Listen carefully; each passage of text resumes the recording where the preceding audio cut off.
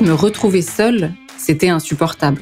Quand on se retrouve face à soi-même, il y a des espaces sensibles qui peuvent être... Il peut y avoir de la tristesse, il peut y avoir du manque, il peut y avoir toutes sortes de choses. Puis le réflexe, souvent, en tout cas moi c'était ça, puis c'est ce que je peux constater aussi, c'est de pas s'y arrêter dans cet espace désagréable là. Et donc on va avoir tendance à essayer de le remplir avec toutes sortes de choses. Puis aujourd'hui là, c'est les écrans, consommer des substances, s'étourdir avec toutes sortes d'activités, le sport, le jeu, en tout cas chacun, la nourriture. Je m'anesthésiais d'une certaine façon en étant hyper active. Au contraire, je les ai pas perdus, c'est la peur de perdre. Quand j'avais peur de perdre l'autre, en fait, je m'abandonnais moi, parce que j'existais pas avec avec mon besoin, tu vois, de me donner de l'importance, d'être. L'impact, ça a fait le contraire, c'est que ça a fait grandir la relation, tu vois. Salut et bienvenue sur le podcast Génération 120 ans. Je suis Liron Samoun et j'ai un objectif très ambitieux. Vivre jusqu'à 120 ans en bonne santé et heureux. Qu'on se le dise, c'est challengeant. Surtout dans le monde actuel où il devient de plus en plus difficile de prendre soin de soi. C'est pour cela que je vous propose qu'on parte à la rencontre, ensemble, de personnes intéressantes qui ont des choses à nous apprendre pour vivre au maximum de son potentiel en bonne santé et ce sur différents plans. Au niveau de son mental, de son corps, de son environnement et de ses relations sociales. Génération 120 ans est une émission destinée aux personnes ouvertes d'esprit, curieuses et désireuses de vivre leur vie au plus haut niveau de leur potentiel. J'adore découvrir de nouvelles choses qui pourraient améliorer mon quotidien et je fais souvent de belles découvertes que j'ai envie de partager avec vous. Alors c'est parti et bienvenue dans l'émission Génération 120 ans. Salut Anne-Cécile. Bonjour. Alors je suis avec Anne-Cécile Hartmann. Je suis vraiment content de pouvoir échanger avec toi dans l'émission Génération 120 ans. Ce que j'ai trouvé intéressant en discutant avec toi en off et en découvrant ton livre Métamorphose, qu'on va avoir l'occasion d'aborder, c'est comment tu as eu le courage de surmonter une grosse épreuve qui a été assez douloureuse pour toi et en profiter pour évoluer de façon positive et apprendre à mieux te connaître.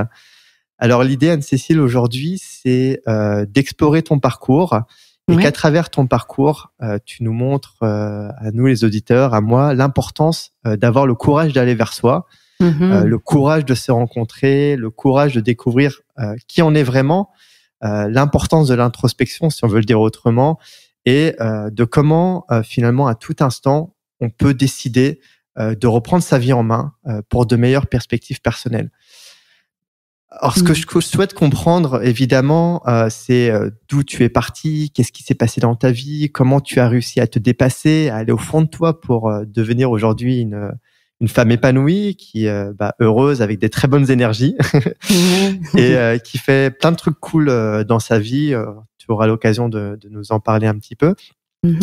Surtout, aujourd'hui, dans une période qui est pas du tout évidente. Je ne sais pas si je peux parler de post-Covid ou quoi que ce soit, mais en tout cas une période qui est compliquée pour beaucoup de personnes, où on a tendance à beaucoup se questionner sur qui on est vraiment, enfin le sens qu'on peut mettre dans sa vie, le travail, les relations, etc. Donc voilà, c'est un beau programme en perspective. Je suis vraiment content de pouvoir échanger avec toi. Et voilà, qu'est-ce que t'en penses? Ça te va? Oui, ça me va très bien, Liron. Vraiment, merci beaucoup. Je suis très contente d'être là avec toi aujourd'hui. Puis ça va me faire plaisir de partager tout ça avec toi et avec les personnes qui vont nous écouter. Trop cool. Super. Écoute, dans un premier temps, est-ce que tu peux brièvement te présenter et dire un peu ce que tu fais aujourd'hui? Oui, avec plaisir. Alors aujourd'hui, ce que je fais, qui je suis, en fait, en premier lieu, je suis thérapeute en relation d'aide. Avec le parcours que j'ai eu, je me suis intéressée d'un peu plus près à certains outils, à certaines approches. Puis j'ai eu sur mon chemin l'approche non directive créatrice, qui a été créée par Colette Portelance, que je porte très fort dans mon cœur. Je sais qu'elle a été invitée à ton émission aussi. Une femme formidable. Oui, vraiment. Et puis donc j'ai décidé de me former à l'approche qu'elle a créée pour accompagner à mon tour des gens qui avaient envie de mieux se connaître, d'apprendre à s'aimer, puis de se créer en fait. C'est ça. Donc ça, c'est mon activité principale. Je participe aussi, je suis très impliquée dans l'école. J'assiste des formateurs pour des étudiants qui veulent devenir thérapeutes à leur tour. Puis j'aspire à même devenir animatrice, formatrice au centre de relations d'aide à Montréal.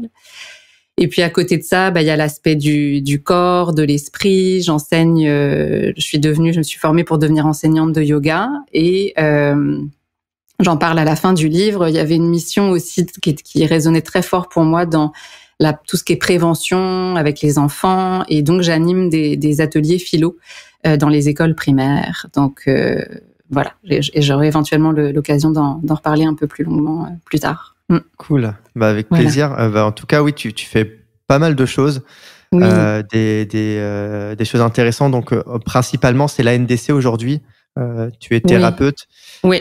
C'est ton activité principale et voilà, oui. Donc t'aides les personnes à entrer en relation avec elles-mêmes. Oui. Et avec les autres. Et avec les autres aussi, c'est important. Ouais. Parce que c'est quelque chose qui est important et toi t'es passé par là justement avant de découvrir cette approche-là. Justement, comment tout a commencé et tu peux me raconter justement qu'est-ce qui s'est passé et ça a été quoi le déclencheur de tout ton parcours pour arriver où tu es, parce que si j'ai bien compris, tu n'aurais pas pensé il y a quelques années à faire tout ce que tu fais actuellement. Ouais, vraiment, jamais. Jamais j'aurais pu imaginer ça. C'était complètement hors de mon champ de conscience. Puis en fait, pour raconter un peu l'histoire, le déclencheur, ça a été la séparation avec le père de mes deux filles. Ça va faire 6 ans. Ça va vite. Ça va faire 6 ans. Ça a été, en fait, c'est lui qui est parti là, et ça a été vraiment un tsunami. Ça a été très soudain. Puis ça a été, j'ai vécu ça comme un choc, vraiment. Ça a été quelque chose pour moi. Puisque cet événement en fait a créé, c'est que c'est comme si tout d'un coup là j'enlevais mes lunettes roses puis que je voyais la vie différemment. Et ce que j'écris dans le début du livre, c'est que j'avais un peu de choix. C'était soit de me victimiser puis de rester dans quelque chose d'insatisfaisant puis à subir la situation, ou de prendre les choses en main puis en fait essayer de comprendre pourquoi ça résonnait aussi fort pour moi cette séparation là, parce que c'est quelque chose qui est quand même assez commun là, mais en tout cas ça me faisait vivre vraiment des choses très intenses au niveau émotionnel surtout. Et en fait j'ai réalisé que c'était pas juste la séparation du présent qui résonnait fort, c'est qu'il y avait plein de blessures du passé qui revenaient au galop, et que je me retrouvais face à un vide, face à des souffrances beaucoup reliées à l'enfance finalement, à l'adolescence. Puis donc j'ai eu besoin d'aide. Ça, c'est le premier élément de la transformation. C'est que c'était trop difficile d'être toute seule pour affronter toute cette souffrance. Fait que j'ai décidé de me faire accompagner. Ça, je dirais que ça a été le premier élément. Parce que juste pour rebondir, donc si je comprends bien, c'était la séparation qui a été soudaine. Tu t'y attendais pas forcément. Enfin, pas du tout même. Ouais. Et on va dire, c'est du jour au lendemain. Et là, tu t'es retrouvé, tu dis qu'est-ce qui se passe, et tu t'es retrouvé totalement démuni. C'est ça. Et donc là en fait on va dire c'est que juste avant entre guillemets tout allait bien pour toi, tout était dans le flow, t'allais bien. Du coup maintenant c'est peut-être avec du recul c'était pas le cas. C'est ça. Exactement. Mais en gros la séparation ça a créé une grosse prise de conscience. Exactement. C'est ça. C'est qu'en fait tout allait bien, c'était une perception. C'est les lunettes roses en fait. C'est que j'avais l'impression que ça allait bien, mais en fait il y avait beaucoup de déni.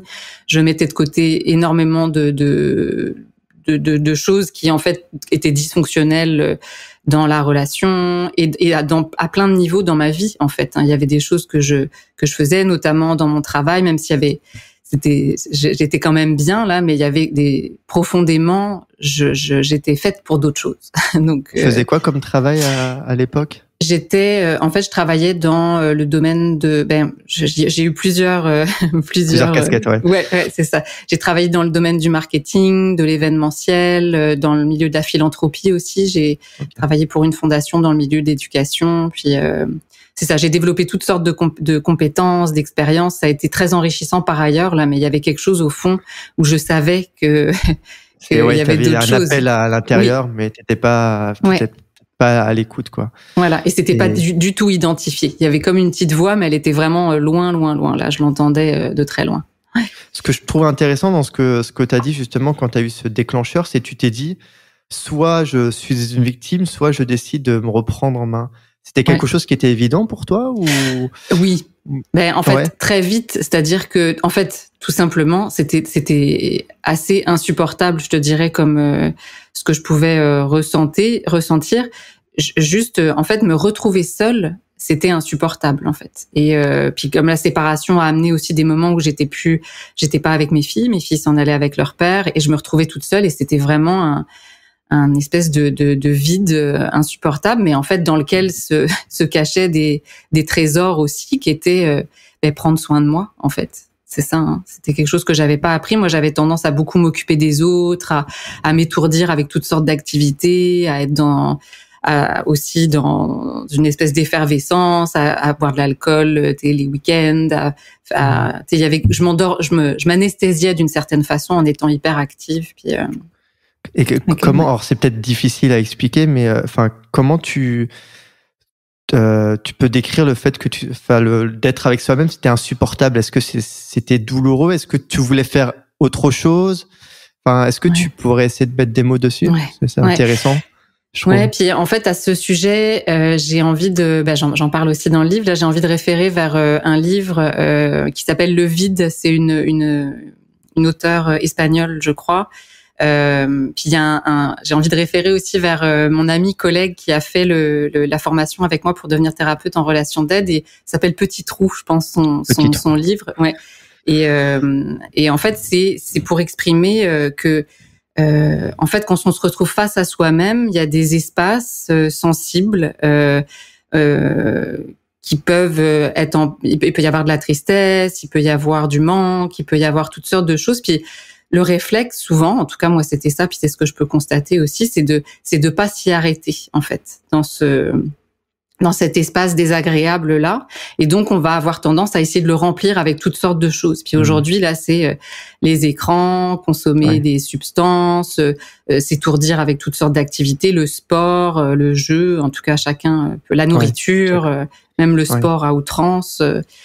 Sauf qu'en fait, quand on s'arrête et qu'on dit ok, là je vis quelque chose de désagréable, moi c'est ce que j'appelais un peu le vide à l'époque, mais en fait qui était plein, parce que mais en fait oui, il y a des manques, mais il y a surtout des besoins qui ont besoin d'être comblés, et en fait quand on s'arrête pas à ça, on peut pas y répondre. Donc moi c'est ça que j'ai appris à faire, en fait, et ça a été je dirais que ça a été assez majeur pour moi comme prise de conscience, et c'est un travail que j'ai fait avec mes thérapeutes, avec de l'aide, de me rendre compte qu'il y avait des parties de moi, en fait, qui étaient dont j'avais pas pris soin pendant toute ma vie, et qui avaient juste besoin que je m'arrête et que je dise ah ok, en fait toi il y a une tristesse là, où il y a de la colère, il y a quelque chose qui a pas été entendu, tu vois. D'accord, donc ça s'est fait au fur et à mesure, mais tu as pris vraiment conscience de ces choses quand au moment du travail sur toi-même avec des thérapeutes. Ouais. Mais ouais. Et cette douleur qui pardon.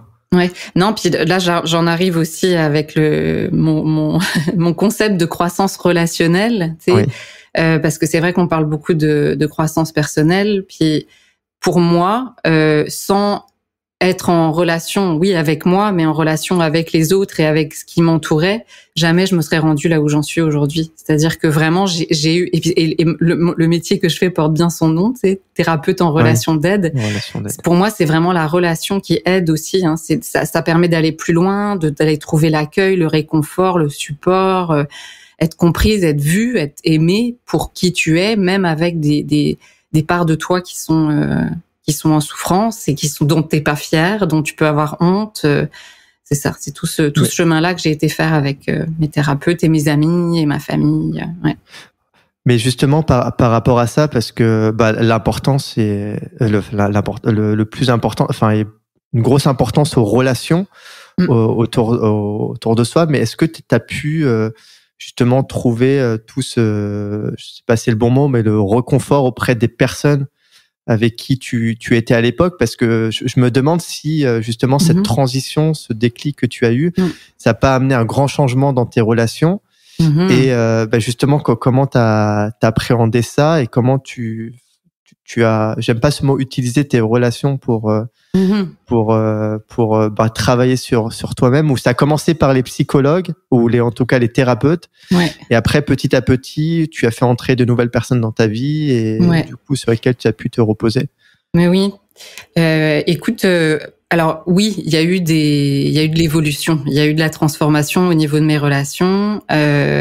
Il y a des nouvelles personnes qui sont entrées dans ma vie, mais il y a aussi des personnes qui étaient là et avec qui ça s'est transformé. Et en fait, je te dirais que le point important dans tout ça, c'est que moi, en étant plus authentique, en osant me montrer dans des espaces plus vulnérables, en fait, ça a ouvert la relation à ça aussi. Et en fait, c'est incroyable aujourd'hui là, quand je pense à la qualité des relations que j'ai autour de moi là, comment il y a quelque chose qui s'est cultivé dans la réciprocité en fait, parce que ce que je partageais, ça ouvrait aussi à la vulnérabilité de l'autre, et j'ai vu qu'au fur et à mesure que les personnes s'ouvraient aussi à moi, puis en fait, il n'y avait pas besoin de trouver des solutions, il y avait juste besoin d'écouter et d'être sensible à ce que l'autre vivait. Et moi, c'était ça qui me faisait du bien. Puis, fait que ça s'est développé petit à petit. Par contre, je dois dire quand même que je suis une femme très relationnelle. Tu sais, depuis toute petite, moi, ça a été un peu ma façon de survivre aussi. Là, je vivais des choses difficiles à la maison. J'étais fille unique. Et en fait, j'ai très jeune, j'ai été chercher une famille un peu d'adoption avec mes amis. Et c'est vrai que je cultive ça depuis longtemps. Ouais. Mais par contre, ça s'est transformé, ça s'est enrichi et voilà. Ouais, il y a une qualité relationnelle aujourd'hui qui est assez exceptionnelle. Vraiment. Ouais. J'ai Parce beaucoup de gratitude pour ça. Voilà, tu te montrais pas forcément vulnérable et peut-être tu restais peut-être superficiel, je sais pas si c'est le bon mot. En tout cas, c'est la vulnérabilité, si je comprends bien, le fait que tu partages, ce que je trouve assez difficile. Hein, je connais ça, je suis en plein dedans. Ah oui, mais c'est le fait de te montrer vulnérable et de partager tes failles, tes difficultés, choses comme ça, qui a fait que automatiquement tes relations se sont transformées. Ouais, automatiquement. Automatiquement, c'est peut-être un grand mot, mais petit à petit, petit à petit. Puis, tu sais, j'entends que t'es là-dedans, Liron. Puis, tu sais, ça peut me rendre sensible à toi parce que, en fait, ce qui m'a fallu travailler, c'est mes peurs. En fait, parce que les peurs, c'est vraiment l'obstacle. Pour moi, c'était l'obstacle à justement me dévoiler dans la vulnérabilité. Tu sais, la peur d'être jugée, la peur d'être rejetée, la peur d'être abandonnée, de me montrer dans cette énergie de vulnérabilité là, si tu veux. Et en fait, c'est tout le contraire que j'ai reçu, parce que alors après, j'ai choisi les personnes aussi. Hein, tu sais. Je me suis confrontée à certaines limites aussi de personnes qui, pour elles, me voir dans un état de vulnérabilité, c'était pour eux trop confrontant aussi, parce que ça peut confronter à ses propres failles. Donc, il m'a fallu choisir aussi ces personnes-là. Mais c'est vrai que ça m'a aidé à m'accepter comme j'étais, humaine en fait, tu sais, parce que c'est ça. On est tous humains, mais c'est vrai que c'est pas évident de se montrer vulnérable, et c'est un travail qui prend du temps et qui permet aussi de prendre conscience, de mieux se connaître et de trouver une écoute, parce que je trouve que c'est pas forcément évident de trouver une écoute auprès des personnes de façon générale. On va avoir tendance, je m'inclus dedans, mais à vouloir donner des conseils, à vouloir partager ses points de vue, etc. Alors, exactement. Ce qu'il faudrait, c'est juste être présent et écouter, et puis essayer de rebondir de façon pertinente pour que la personne puisse finalement s'aider elle-même et trouver peut-être les réponses à ses propres questions. Ben oui, puis tu sais, ça m'amène à reparler de l'approche avec laquelle je travaille, parce que on l'appelle l'approche non directive créatrice, parce que justement la non directivité, c'est que le thérapeute a en fait à 100% confiance que la personne qui a les meilleures solutions, c'est elle-même en fait. Donc nous on est là pour, moi je suis là pour accompagner, tu vois, les personnes vers la mise en lumière de ces pistes-là, mais c'est elles qui les amènent, tu vois. Puis et que oui, puis c'est vrai que on n'a pas appris, en fait, c'est ça. Non. On n'a pas appris à écouter, à avoir confiance que l'autre peut trouver ses solutions par lui-même.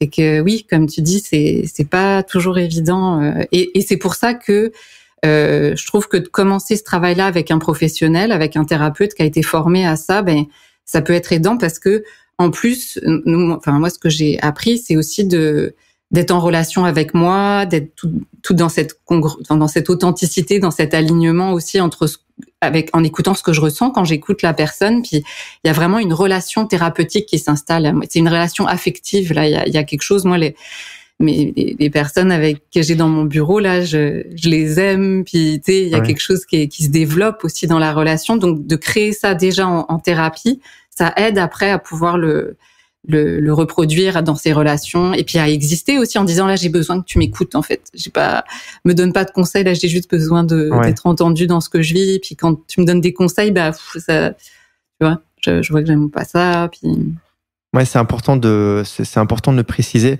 parce que ce que j'ai remarqué, c'est dans mon entourage, j'ai des personnes avec qui je peux me confier, je peux partager les choses et ressentir une certaine écoute.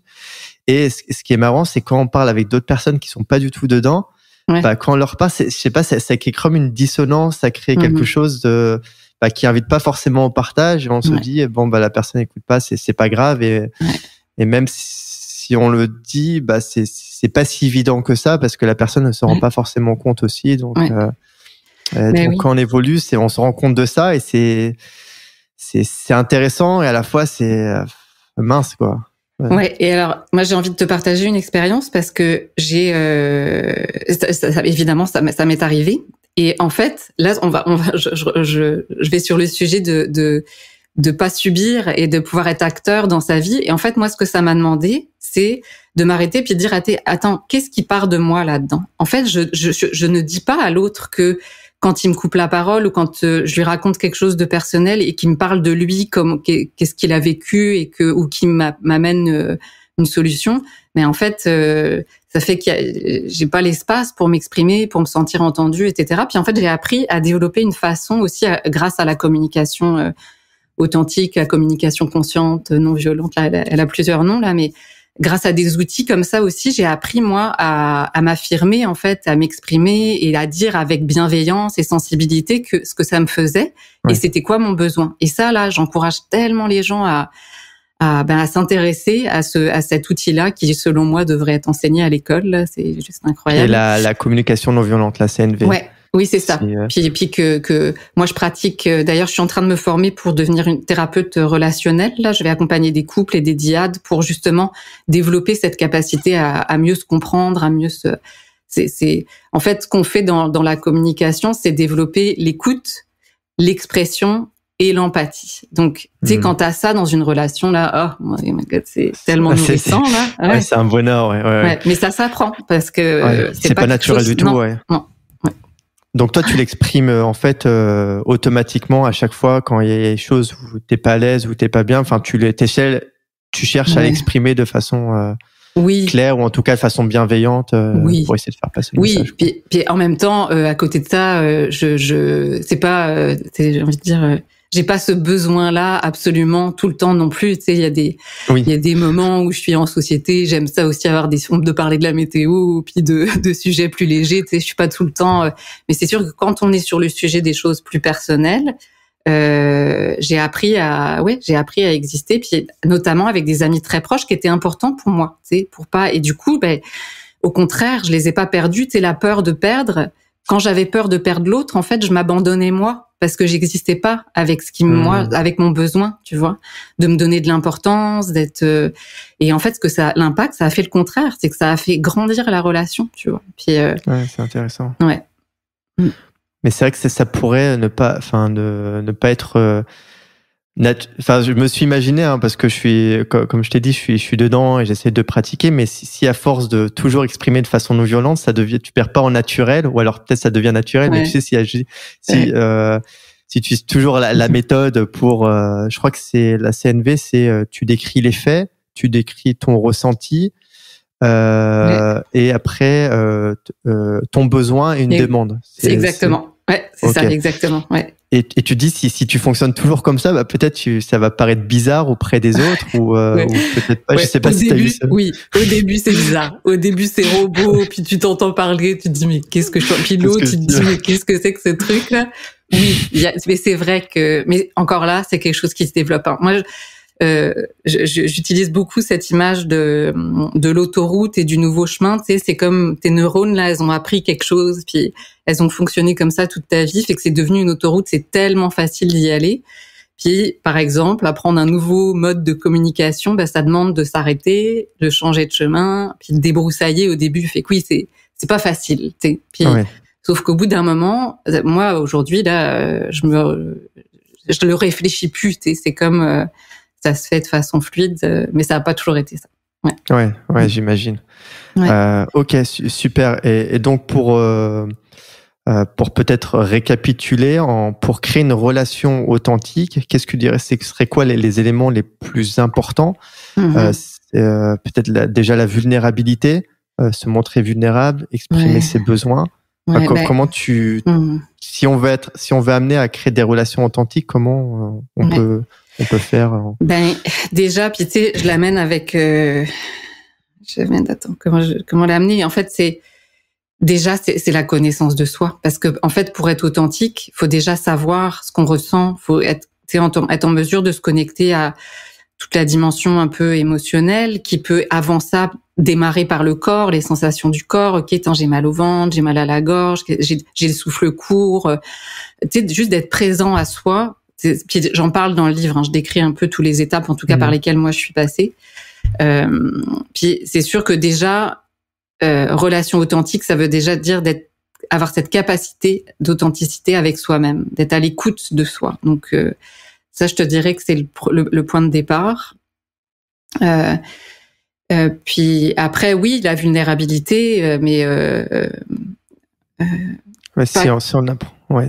En fait, pas que non plus, parce que moi, ce que je partage dans cette authenticité, c'est aussi des moments de joie, de célébration, mettre en place des projets. Enfin, tu sais, il y a toute une gamme aussi de partage dans l'authenticité que tu peux faire là, mais fait que oui, il y a ça, puis oui, les besoins, mais ça c'est tout le travail justement de connaissance de soi, de conscience de soi. Puis ça me fait rire parce que mes filles, en tout cas ma plus jeune, elle a été revenue de l'école une fois, puis on parle le soir, là on a des moments, on fait la météo, là c'était quoi ton nuage, ton soleil de la journée, et puis des fois il y a des conflits un peu relationnels à l'école, puis au primaire, puis c'est déjà arrivé qu'elles reviennent en me disant, mais là, c'est parce que mes copines, quand je leur parle de besoins, puis tu sais, c'est comme, elles savent pas c'est quoi cette affaire-là, puis ça peut créer un décalage aussi, tu sais. Elle a quel âge, elle a 10 ans maintenant. Mais, oui, c'est bien d'avoir mais ça, c'était déjà il y a quelques années, là, qu'elle était revenue avec ça, puis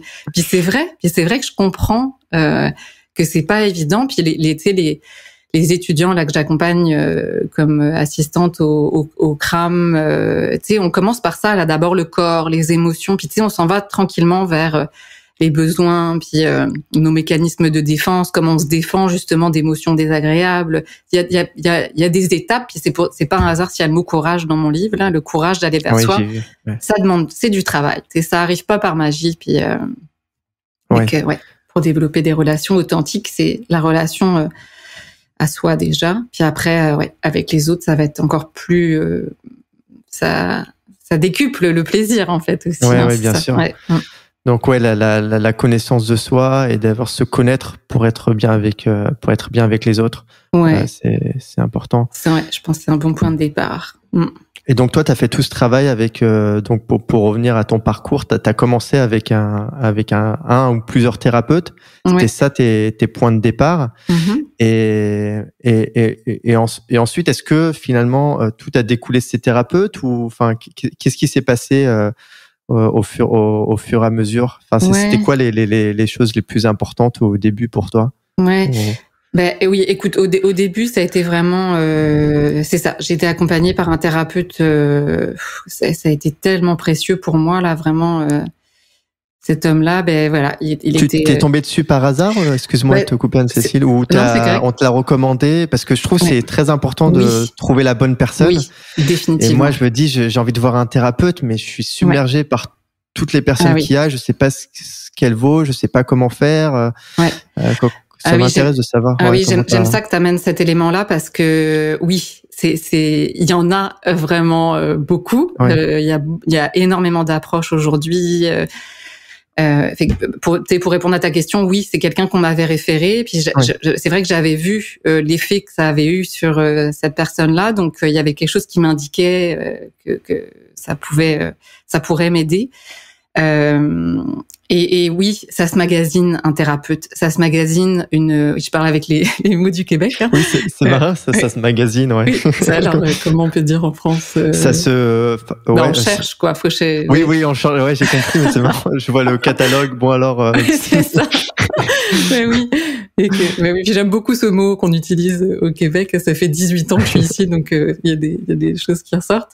Mais oui, ça se magasine un thérapeute et une approche parce que en fait, ça dépend de où t'en es rendu dans ta vie. Ça dépend, c'est quoi la problématique. Tu sais, il y a un travail qui va demander d'aller vraiment fouiller dans l'inconscient. Donc peut-être que ça va nécessiter une psychothérapie, de faire un travail avec un psychologue. Il y a des choses qui vont être plus peut-être de l'ordre des phobies. Donc peut-être qu'il y a un travail avec l'hypnose ou des thérapies cognitivo-comportementales. Ou un travail d'estime de soi. Dans ce cas-là, un thérapeute en relation d'aide ou au niveau des conflits relationnels. Donc c'est ça, un thérapeute en relation d'aide pourrait être tout à fait pertinent.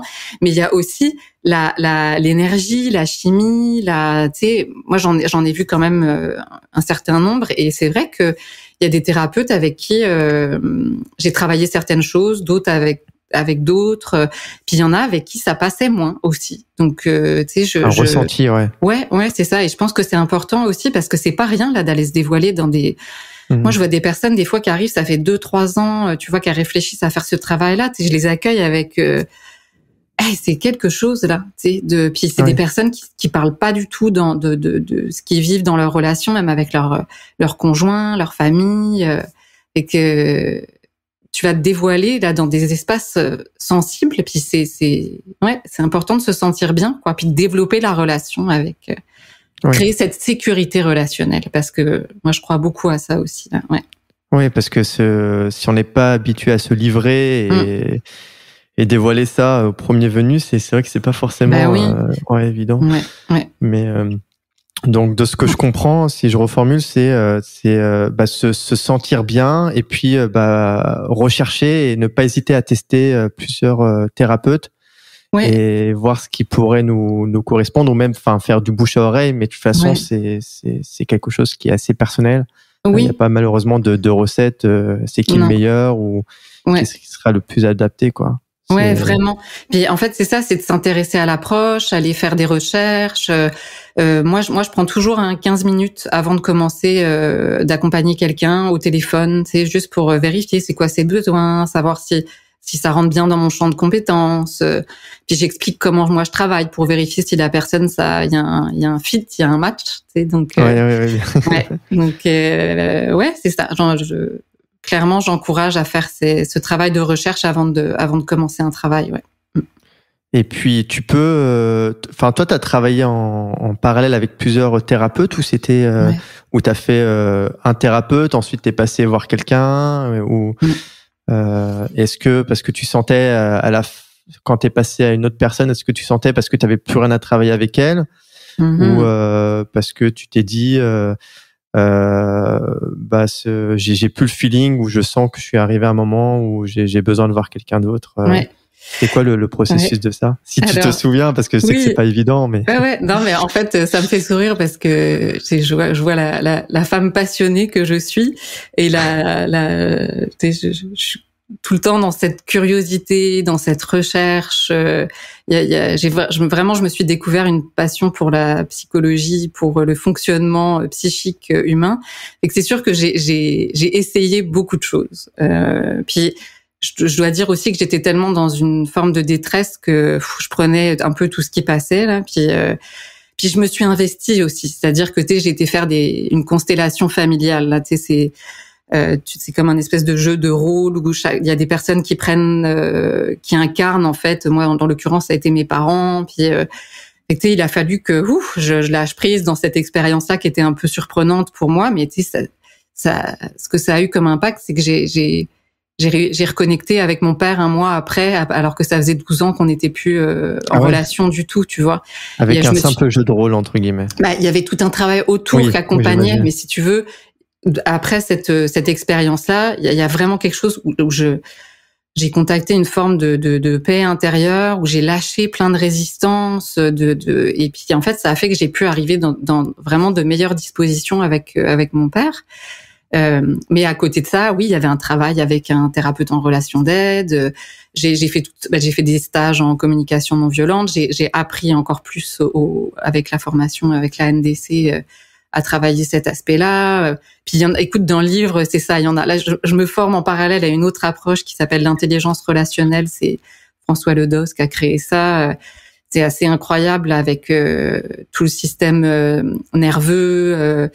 Ça prend en compte aussi une autre approche qui s'appelle l'internal family system, là où on travaille avec les parties de soi. En tout cas, je peux pas rentrer dans le détail de tout ça. Ça a l'air intéressant. L'intelligence relationnelle, ça s'appelle. Ouais, c'est ça. Ouais. Qui est pas pareil que l'intelligence émotionnelle. Non, c'est vraiment. En fait, c'est ça. C'est pas une approche. C'est plus un outil de travail là auquel on peut se former. C'est ça. Puis tout ça pour te dire que j'ai essayé beaucoup de choses et en fait il y a des expériences, juste une fois ça a été suffisant pour travailler l'élément que j'avais besoin de travailler, donc puis je le réfère à certaines personnes. Moi j'ai mon armée de thérapeutes, là j'ai des ostéopathes, j'ai mon massothérapeute, j'ai mon acupuncteur, et en fait c'est pour ça que je crois vraiment à la complémentarité des approches. C'est que en fait mon corps il a besoin de certaines choses, mon esprit aussi, mais dans mes relations, et que ça évolue. Puis tu vois, par exemple, là je peux te dire que j'ai eu un thérapeute homme pendant presque 3 ans, et là c'est pas que j'avais fait le tour avec lui, c'est juste que je ressentais que là j'avais besoin d'aller travailler quelque chose avec une femme, tu sais, dans l'autorité féminine. Puis fait que là je viens de faire cette transition là, par exemple. Ok. Super intéressant. Ce que je vois en fait, c'est qu'au début, tu as eu ce déclencheur qui est la séparation. Donc c'était une espèce de grosse pelote de laine et que tu as vu une première personne, et petit à petit, en fait, ça, je sais pas comment on dit, dépeloter la pelote de laine. T'as tiré le fil. Et en tirant ce fil, finalement, t'as commencé à avoir plein de choses, et puis t'as expérimenté de nombreuses choses, quoi. Exactement. Oui, c'est ça. Puis j'ai pris, en fait, c'était aussi de développer, quand je parle de croissance relationnelle à soi, aux autres, mais aussi à ce qui nous entoure, ça a été d'être à l'écoute aussi ok, tiens, il y a ça, d'être plus consciente, de développer en fait cette capacité à être consciente. D'ailleurs, c'est le dernier cours de yoga, ça a porté sur ce thème-là, la conscience. On en parle beaucoup en ce moment, la pleine conscience, la communication consciente. Et en fait, c'est cette première étape, cette prise de conscience, et juste d'ouvrir un peu les écoutilles, là, les yeux autour de soi, puis d'entendre, ok, là, il y a telle personne qui m'a parlé de ça, j'ai vu ça passer, j'ai entendu telle affaire dans telle émission, d'être plus et puis de développer cette capacité d'être à l'écoute de soi, de dire, est-ce que ça résonne pour moi? Ben oui, je vais aller m'y intéresser un petit peu plus, puis là, de filer en aiguille, hop, ça se passe. Ouais, c'est gagner en conscience et essayer de sortir de la tête du guidon. Ouais. Et du coup, tu te fies beaucoup à ton intuition. En tout cas, tu essaies de te fier à ton intuition. Ouais. Et si je sais pas si ça va être évident de parler de ça, mais est-ce que tu arrives à ressentir des choses spécifiques? Est-ce que maintenant t'arrives à différencier le mental de ton intuition? Je sais que c'est quelque chose qui est pas évident, mais étant beaucoup dans le mental, des fois je sais pas ce qui est la voix intérieure ou ce qui est mon mental. Ouais. Alors justement, il y a un petit exercice dans mon livre aussi à ce sujet, différencier une pensée d'une idée. Et ça, c'est faudrait que je retrouve la référence, mais je pense que c'est dans, je veux pas dire de bêtises, donc je vous laisse justement aller découvrir dans le livre, là, et en fait, c'est difficile, c'est clair, parce que on évolue dans une société qui est très très axée sur le rationnel, sur le mental, et c'est très difficile de développer cette capacité d'écoute d'une idée. Et en fait, ce que je dis dans l'exercice, ce que je dis, je le reprends de quelqu'un d'autre. C'est qu'en fait, les pensées, puis en fait, qui sont souvent des ruminations, sont souvent, par exemple, dans le passé ou dans le futur. Une idée, elle survient dans le présent. C'est il y a j'ai envie de telle chose. Puis alors que le passé, ça va être, c'est ça roule. C'est comme c'est pas ancré dans le présent. Puis une idée, elle survient. Il y a vraiment quelque chose de léger, puis souvent qui met en joie. Moi, ça c'est une des pistes que je suis souvent. Il y a quelque chose qui est stimulant pour moi quand j'ai une idée, puis je relis ça à l'intuition, mais il y a quelque chose de stimulant, ça me met en joie. Ça là, il y a un article d'ailleurs que j'ai écrit qui est paru dans un magazine au Québec là, il y a quelques mois, et je donnais des pistes justement pour aller vers soi et se connecter à qu'est-ce qui me met en joie. Puis ça peut être des détails là, mais quand tu parlais des étapes tout à l'heure aussi, moi j'ai pris la vague un peu minimaliste, j'ai épuré chez moi, c'était encombré, puis juste pour faire du tri, c'était OK, est-ce que ce vêtement me met en joie? Est-ce que voir cette photo me met en joie? Est-ce que cet objet, et ça là, ça fait du bien de se connecter à la joie tout le temps, puis ça connecte aussi, ça aide à se connecter à l'intuition et à Donc tu te poses la question de qu'est-ce qui te met en joie en fait pour chaque chose que tu vas faire. Bon là c'est peut-être moins automatique, mais ce que je veux dire c'est que tu prends le temps de justement de gagner en conscience par rapport à ce que tu es en train de faire ou par rapport à quelque chose que tu perçois et tu te dis OK, est-ce que ça me rend heureux ou ça me provoque quelque chose de positif ou non. Oui, et j'arrive avec, justement, on s'en parlait avant de commencer l'enregistrement. Moi, j'ai développé un truc que je fais à chaque année. C'est mes 4 valeurs piliers, en fait. Alors, il y en a 4 de base qui sont là tout le temps. Puis, à chaque année, je réajuste pour voir, dans différentes sphères de ma vie, ce qui va me mettre en joie, justement. Et en fait, j'ai développé, puis pareil, il y a un exercice dans le livre. Puis en fait, tu peux faire un acronyme avec les lettres. Et en fait, moi, il y a quelques années, j'ai mis en conscience que j'avais 4 valeurs très importantes qui sont le plaisir, l'authenticité, le partage et l'évolution. Et ça, ça fait pape. Alors c'est drôle, je suis pas croyante, mais mon pape, je m'assure que mon pape m'accompagne partout en fait. Excellent. Dans ce que je fais. Et avant qu'on commence l'enregistrement, je me suis connectée à ça. Puis ça répond en tout point à mes 4 valeurs là, importantes. Puis ça fait que ça fait du sens, ça s'aligne. C'est connecté à qui je suis là. C'est une bonne façon en tout cas pour développer cette connaissance de soi, de faire ce travail d'identification de nos valeurs, de nos besoins, du ressenti. Parce que, c'est super intéressant. Donc tu fais chaque année, tu te fais un point sur tes 4 valeurs fondamentales, que tu portes. Et en fait, en lien avec des objectifs de vie. Donc c'est faire un relationnel, santé, intellectuel, loisirs, j'ai comme un espèce de petit tableau, puis je remplis mes cases là-dedans, et donc pour cultiver mes objectifs, de façon centrale, j'ai des valeurs qui viennent s'ajouter à mon pape là. Cette année, je sais qu'il y avait la créativité, le besoin de créer, c'est quelque chose là qui est devenu une évidence pour moi au cours des dernières années là, puis ça me met en joie, créer, écrire des articles, écrire le livre. Là, j'ai un projet de film documentaire. c'est ça. C'est très aidant, en tout cas, pour moi. Ouais. Cool. Et est-ce que tu aurais des petits tips pour aider à trouver ses valeurs personnelles? Parce que c'est pas si évident que ça, j'ai l'impression, parce que, en tout cas, c'est un ressenti personnel, c'est que j'ai l'impression, qu'on va avoir donc une liste de valeurs et que, en fait, on a envie d'être en valeur avec beaucoup de choses, mais est-ce que, est-ce que tu aurais une idée de justement comment ressentir ses valeurs, ou en tout cas trouver ses valeurs personnelles, ou quelque chose qui... Ouais, alors écoute, c'est une bonne question, parce que là, moi, ce qui monte tout de suite, c'est le ressenti, en fait, encore, et toujours cette espèce d'axe de ce qui te met en joie ou ce qui fait sens pour toi. Puis c'est cette idée d'alignement aussi, hein, c'est-à-dire, ça c'est une notion qui est très présente aussi en yoga, hein, d'être aligné dans nos pensées, nos mots, enfin ce qu'on va dire et ce qu'on ressent. On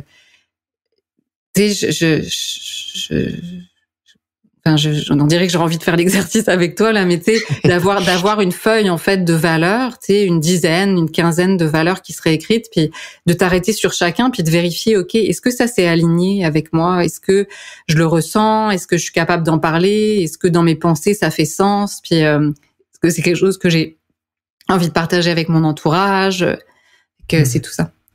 Ok. Mais en fait, c'est sûr que comme je partageais tout à l'heure, ça demande de développer cette capacité à ressentir, en fait, hein, de se connecter à la dimension émotionnelle, corporelle, développer ce ressenti-là. Il y a des personnes pour qui ça va être super accessible. Puis c'est vrai qu'il y a d'autres personnes qui vont être plus justement rationnelles ou pragmatiques, pour qui ça va être c'est quoi ça c'est ça, hein, c'est quoi ça une émotion, un ressenti, c'est sûr que ça va être d'observer, en fait, pareil, il y a des exercices au début du livre, hein, mais l'observation, en fait, s'observer, de dire ok, tiens, quand je vais au cinéma, ça m'émeut, tu sais, il y a des larmes qui montent quand j'écoute cette musique-là, quand j'observe la nature, quand je suis en relation avec cette personne-là.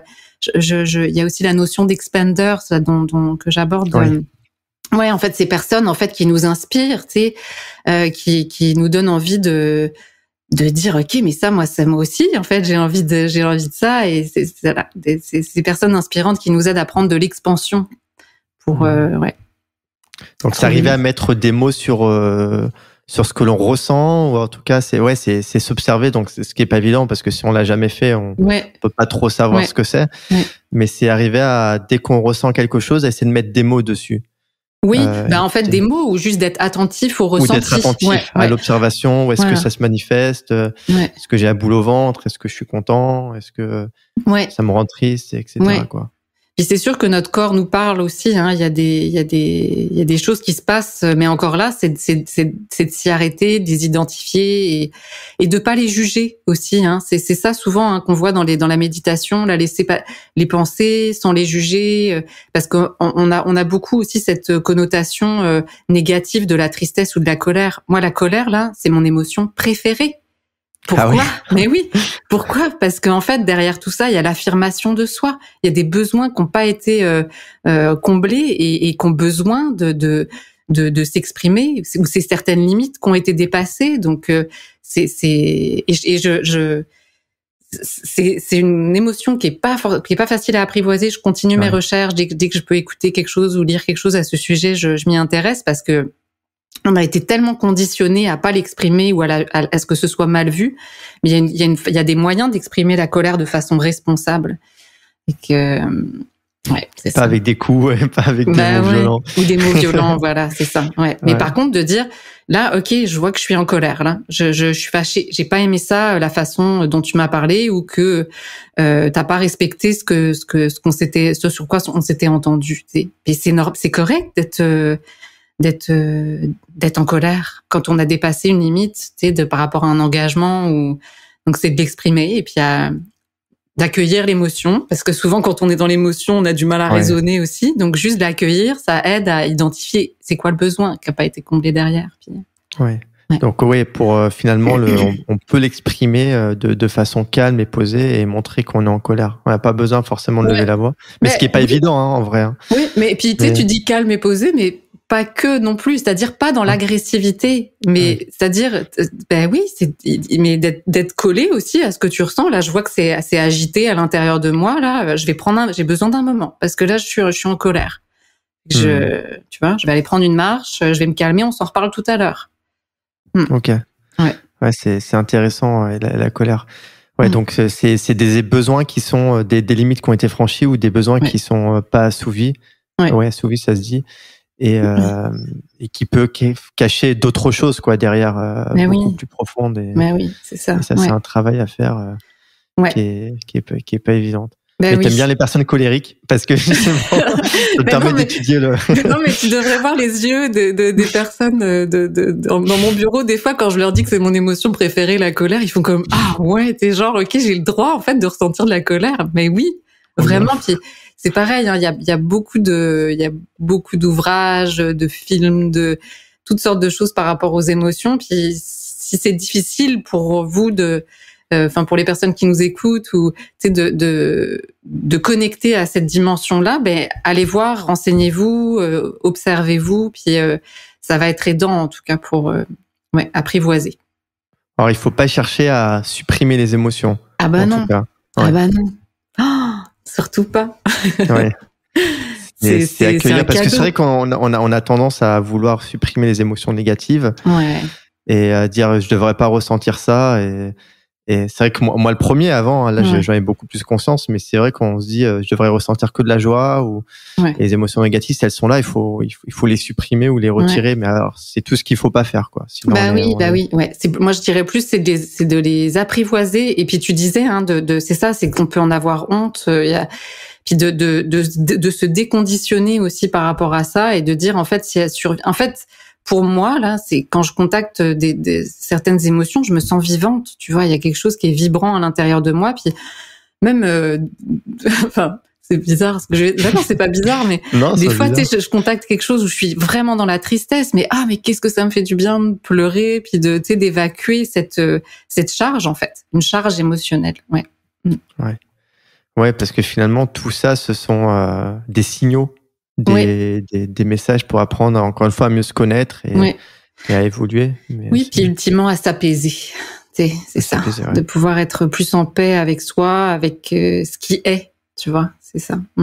Sans toujours essayer de contrôler, mais plus, apprivoiser, mieux gérer. Apprivoiser ses émotions. Ok, super intéressant. Donc, aujourd'hui, j'ai pas envie de dire que t'as fini ce travail parce que j'imagine que t'es toujours en train de travailler sur toi-même parce que c'est un changement que finalement, une évolution, ça s'arrête jamais. Le développement personnel, ça s'arrête jamais.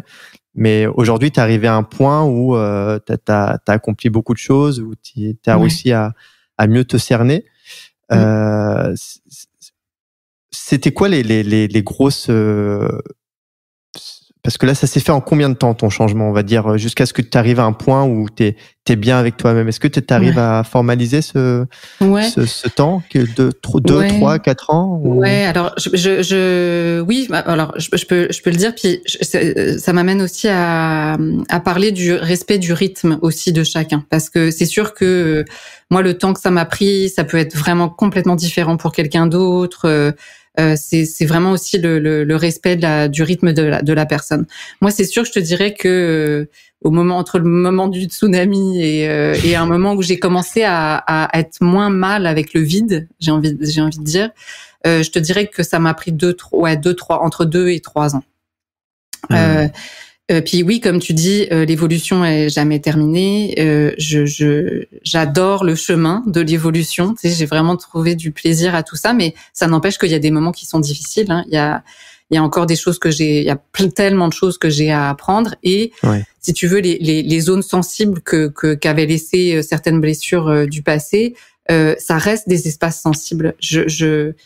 Je reviens souvent avec l'exemple de l'insécurité, mais en fait, moi, ce que j'ai vécu plus jeune, ça a créé beaucoup d'insécurité au niveau affectif et ça me demande d'y être attentive. Sauf qu'aujourd'hui, j'ai les outils pour les identifier et m'en occuper. Et tu sais, je vais continuer dans l'authenticité. Tu sais, à l'idée de faire cette entrevue, il y avait une forme de fébrilité, et puis je m'en suis occupée parce que il y avait la peur de pas être à la hauteur, la peur de décevoir, la peur de pas pouvoir traduire toute la passion que j'ai, qui m'anime.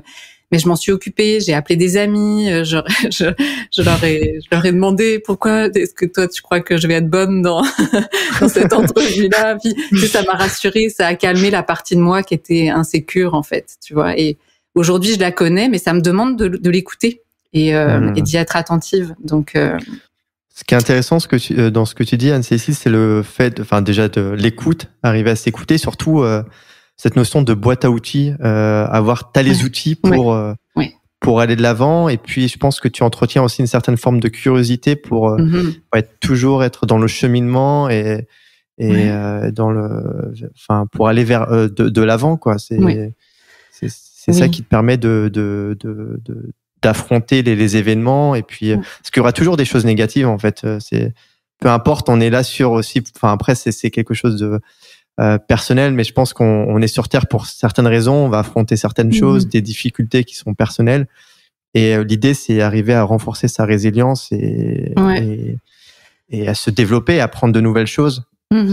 Oui, puis tu sais, quand tu dis le mot négatif, pour moi, tu sais, j'aurais envie de dire, négatif. En fait non, c'est des choses difficiles en fait, parce que c'est vrai que la vie est faite d'événements et qui vont nous amener dans des zones moins confortables en fait. Et c'est vrai que ça nous apprend à développer cette capacité de résilience. Et c'est vrai aussi, je souriais tout à l'heure parce que j'ai répondu à une entrevue là d'une critique littéraire en France la semaine dernière, et en fait elle commençait en disant que elle avait trouvé que mon livre c'était un peu comme un couteau suisse, et je trouvais que c'était chouette comme image, parce que c'est vrai que quand t'as ton couteau suisse avec toi, puis moi c'est vrai que je me sens comme ça, il y a des moments où je suis pas bien, où je suis stressée, et puis je m'arrête et je dis ok, qu'est-ce que je vais prendre là dans ma panoplie d'outils auxquels j'ai accès là. Et c'est vrai que j'ai développé c'est ça, il y en a pas mal autour de moi, puis il y en a encore plein que je connais pas et qui évoluent. Tu vois, par exemple, le yoga, ça a été une énorme ressource pour moi pendant plusieurs mois. Là, je vois que le fait d'être enfermée avec la pandémie, c'était plus difficile, et j'avais beaucoup besoin de sortir en fait. Et j'ai la chance d'habiter à côté du jardin botanique à Montréal. Et en fait, j'ai continué la pratique du yoga, mais je l'ai diminué pour aller prendre une marche de 45 minutes, 1 heure presque par jour. L'hiver, faire du ski de fond, parce que c'est ça, c'est de pouvoir aussi, de pas tomber dans une rigidité. C'est intéressant, tu vois, ce que tu dis. Et moi, c'est pour ça que je reviens avec la complémentarité des approches. Il y a des moments où j'ai besoin plus d'aller voir mon ostéo, d'autres moments mon acupuncteur, d'autres moments mon thérapeute, d'autres moments mes amis, d'aller à un concert. Là, j'ai hâte d'ailleurs bientôt là. Et puis des fois des moments d'introspection, de prendre un bain, d'être dans le silence. Et développer l'écoute de soi, c'est ça que ça permet aussi, de pouvoir aller puiser dans des ressources différentes à différents moments. Ouais. C'est super intéressant ce que tu dis, parce que c'est un côté évolutif, et surtout le fait de se dire que il y a peut-être un outil qui aujourd'hui ne va pas m'aider ou résonne pas, mais que plus tard ça va m'aider, et inversement, il y a des outils qui m'ont aidé et qui vont plus forcément m'aider, et c'est arriver à saisir ce moment-là pour pas persister dans quelque chose qui fait plus sens et qui est juste là par automatisme. Exactement. Et ça doit être aussi pas évident à jauger et à gérer, parce qu'on se dit tiens, je fais ça et ça me permet de continuer à m'occuper, à peut-être me donner cette sensation de continuer à travailler sur moi, alors qu'en fait finalement ça me correspond plus. C'est à côté. C'est contre. Ouais. Et en fait c'est ça, c'est Scott Peck qui en parle dans son livre Le chemin le moins fréquenté, là au tout début. Et en fait il aborde le thème de la discipline. Et en fait pour moi c'est se discipliner sans la rigidité. Parce que en fait la rigidité ça peut empêcher justement d'être à l'écoute et d'ajuster. Mais par contre être discipliné. Si tu veux qu'il y ait quelque chose qui change, moi je compare souvent à un muscle. Il faut que tu le travailles ton muscle si tu veux qu'il se développe là. Donc si t'as besoin de prendre l'air, faut s'habiller quand il fait -20 à Montréal, puis sortir. Montréal, sinon si je reste non il fait trop froid, non. Il faut que je me discipline. J'ai besoin de ça dans ma vie en ce moment, donc je vais le faire. Très intéressant. C'est quoi les outils aujourd'hui que tu continues d'utiliser, enfin, sans forcément rentrer dans les détails, mais qu'est-ce qui te sert aujourd'hui? Qu'est-ce qui te procure du plaisir et du bien-être? Ouais. En fait, tu sais, tu disais tout à l'heure par rapport à la métamorphose. Enfin, en fait, ce que je vois, c'est qu'aujourd'hui, il y a une sorte de base qui est là, qui est complètement intégrée. C'est dans mon alimentation, dans le sommeil. Moi, je fais ma power nap, ma petite sieste tous les midis. Bien ça. Ouais, ça, c'est génial. Tu sais, c'est sûr que l'exercice physique, moi, je fais du vélo toute l'année. Il y a des choses qui sont vraiment intégrées dans mon quotidien, mes relations. J'en prends soin beaucoup. Puis, tu sais, ce que je peux te dire, c'est que en ce moment, l'outil que j'utilise beaucoup, c'est la respiration, parce que je suis dans une période où je suis très très occupée avec des choses qui me passionnent, des projets qu'on me propose. Puis il y a des moments où je dois dire non, mais c'est vrai que là en ce moment c'est une période qui est particulièrement dans l'intensité et donc je respire. C'est en fait la cohérence cardiaque ou le pranayama en yoga là, mais plusieurs fois par jour, je reviens à la respiration. Ça, c'est un des outils qui me supporte beaucoup en ce moment. Ouais, C'est quoi le pranamaya? Pranayama, en fait, c'est Pranayama, c'est pranayama. Pranayama, pardon. Ok. Moi, si tu savais le nombre de temps que ça m'a pris pour dire le mot shavasana. Shavasana, c'est la posture finale après une pratique de yoga. De relaxation, là, qui est trop bien, où on dort. Oui, elle est excellente. Ouais. Après l'effort. Voilà, c'est ça, la posture d'intégration. Mais c'est ça, le sanskrit. Les mots de yoga sont souvent en sanskrit. Le pranayama, en fait, c'est l'énergie du souffle. Donc, il y a plein de techniques de respiration en yoga. Et en fait, il y a en Occident, on a développé ce qu'on appelle la cohérence cardiaque, mais c'est une forme de pranayama, en fait, une technique de respiration. Okay, je pensais que c'était, d'accord. Je pensais que pranayama, c'était, une façon de respirer, mais en fait, c'est un ensemble de techniques. Oui, c'est plein de techniques, en fait. C'est toute l'énergie du souffle, en fait, qui va soit t'énergiser. Tu sais, il y a des techniques où, un peu d'hyperventilation, là, plutôt de prendre un café, tu vas inspirer, voilà, ou sinon, des techniques de respiration qui vont aider à détendre. Donc, tu vas insister un peu plus sur l'expiration. Tu vas expirer plus longtemps que tu n'inspires. Ou pour réguler, t'inspires aussi longtemps que t'expires, et tout ça en conscience. Ouais. Toutes sortes de techniques. Ouais, c'est ça. Et la cohérence cardiaque, c'est le fait d'être égal en inspiration et expiration. Ouais, c'est ça. Donc, ça régule le rythme du cœur et le rythme des pensées et le stress qui diminue. Donc en ce moment, tu pratiques beaucoup la cohérence cardiaque, entre autres. En tout cas, c'est un outil qui te suit. Ouais, c'est ça. En ce moment, je peux dire ça. Ouais. Et puis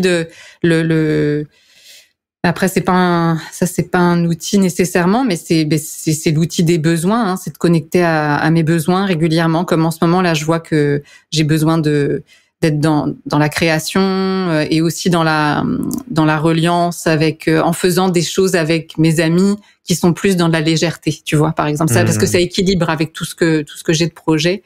Puis avec mon métier aussi que je fais, tu sais, où ça me demande d'être très présente, d'être très concentrée. J'ai ce besoin de légèreté là, d'aller faire des randonnées, d'aller au cinéma, de prévoir des voyages. Donc tu te poses la question explicitement de quoi j'ai besoin et tu vois ce qui sort, quoi. Ouais. Ça c'est ça. Ouais. Ça c'est une boussole pour moi là, vraiment. Je me la pose pas assez cette question. Ouais. De quoi j'ai besoin. C'est un problème avec le besoin. Je sais que c'est quelque chose qui est pas évident et j'ai plus tendance à écouter les besoins des autres que les miens. Ah oui, ça oui. Ouais. Mais de quoi j'ai besoin, c'est se poser régulièrement la question et voir ce qui nous met en joie, en fait. Oui, oui, c'est ça, ce qui fait sens pour toi. Ouais, ça, c'est un bon outil. Ouais. Ok, cool. Ouais. C'est super intéressant, beaucoup de choses pertinentes. J'ai une question par rapport à tout ça. Est-ce que tu penses, Anne-Cécile, qu'aujourd'hui, tu aurais pu faire tout ça si tu n'avais pas eu cet événement? En fait, ma question sous-jacente, c'est est-ce que tu penses qu'aujourd'hui, qu'il faille avoir un événement important pour avoir un déclic? Oui ou non, selon toi, et ou alors sans attendre un événement important pour avoir ce fameux déclic. Enfin, qu'est-ce qui doit, selon toi, nous mettre la puce à l'oreille, comme quoi il est temps de se transformer? Ouais. Parce que je sais pas si tu as arrivé à percevoir la question. Oui. Alors, pour la première partie, En fait, ce que je peux répondre, c'est que moi, j'ai vu des gens se transformer sans qu'il y ait nécessairement un événement important. C'est sûr que quand il y a quelque chose d'assez soudain et d'intense qui survient, ça peut être autant drastique dans le changement que aussi dans la transformation positive, satisfaisante. En tout cas, j'ai envie de dire. Mais j'ai vu des gens dans toutes les formations que j'ai faites qui ont opéré ce changement-là, cette transformation-là, sans nécessairement qu'il y ait quelque chose d'aussi intense qui se passe dans leur vie. Donc oui, c'est possible. Moi, je pense que c'est possible. Faut que ça parte d'un élan, en fait, d'une motivation intérieure. Puis en fait, la deuxième partie, c'est ce qui doit nous mettre la puce à l'oreille, comme quoi il est temps de se changer ou de se transformer. Alors la puce à l'oreille, pour moi, c'est l'insatisfaction, en fait. Il y a quelque chose là-dedans de pas se sentir satisfait, heureux, épanoui. C'est sûr que ça, c'est des indicateurs qui peuvent te dire ah oui, alors en fait, justement, pareil, c'est un autre petit exercice, c'est de se poser la question quand tu fais telle activité, quand tu vas travailler, quand tu es avec telle personne, est-ce que c'est énergisant ou est-ce que c'est énergivore? Énergisant, donc, qui me donne de l'énergie, ou énergivore, où je perds de l'énergie. Voilà. Ça, là, très intéressant, très bonne puce à l'oreille. Quand tu sors, juste à l'idée d'aller voir une personne ou d'aller faire cette activité-là, d'aller travailler, d'aller, peu importe, de te dire, est-ce que ça va me donner de l'énergie ou est-ce que ça va être épuisant? Ah oui, c'est très intéressant comme question. À partir de ça, là, ça, je pourrais dire que c'est une bonne, une autre bonne boussole. Ok. Puis un autre truc, alors je sais pas si ça va être vraiment relié par rapport à cette question-là, mais ça, moi, c'est fou comment ça m'aide, parce que il y a deux courants d'énergie, l'énergie de l'amour puis l'énergie de la peur. Et pareil, quand tu développes cette capacité à t'arrêter, et c'est de vérifier. Quand je m'en vais faire cette activité, entretenir cette relation, faire ce projet, est-ce que ça part d'une peur ou est-ce que ça part de l'amour de moi là, c'est cette énergie d'amour où ça va faire du bien, ça va être bienveillant. Vérifier si t'es guidé par tes peurs. Ah, c'est très intéressant. Du coup, si je comprends bien, tu vois si t'es drivé plus par la peur que par l'amour. Ouais. C'est une question que tu te poses ou c'est un ressenti que tu as avant de faire quelque chose? Oui, ça c'est très très aidant pour moi. Ça l'a été. Je vois si je peux te donner des exemples, mais c'est par exemple mettre fin à une relation. Parce que depuis 6 ans, il s'est passé toutes sortes de choses là. Mais tu sais, par exemple, mettre fin à une relation amoureuse, par exemple. Tu sais, c'est de voir. Ok, ça répond à plusieurs besoin cette relation-là, mais en même temps, je vois qu'il y a des éléments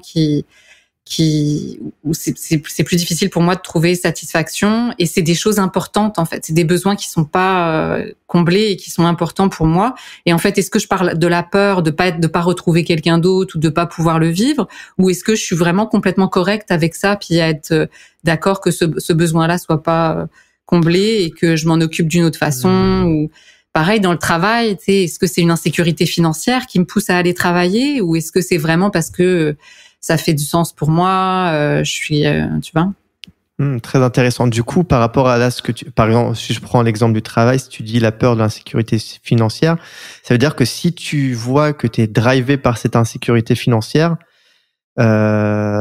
plus que par le besoin la satisfaction, c'est que, il y a quelque chose à changer là.